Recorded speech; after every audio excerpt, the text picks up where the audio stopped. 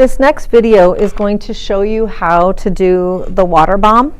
And you'll notice that each of these folds that we've done so far are getting a little bit more complex. So fold number 1 was the kite, fold number 2 was the flying triangle, fold number 3 is the water bomb, number 4 will be the jet, and then we'll show you the double jet.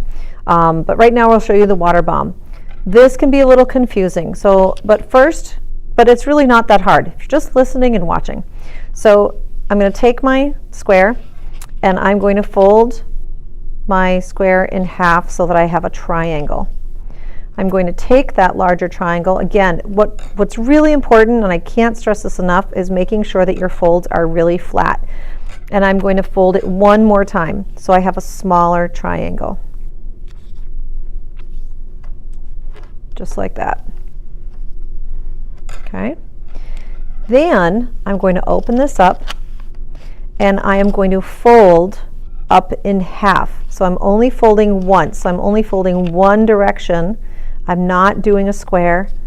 I only want one fold dividing this paper in half. That is it. So I should have folds making an X and a fold going across. Now, this becomes the tricky part. If I turn my paper over so that it's on the table so it looks kind of like a tent, this is the part that I really want you to notice. You have a fold here. It is popping up, facing the ceiling.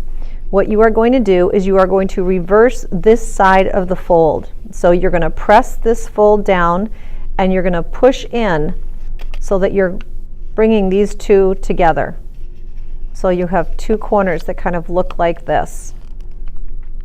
You're going to do the same thing for the other side. So I'm going to take this and I'm going to push this in, and I have the other side. This right here is your water bomb. Okay, that's it. The hardest part is figuring out how to push these down and pull these in. That's the hardest part that students tend to struggle with. Okay, but once you get it, once you understand it, it's pretty easy. Okay, there's your water bomb.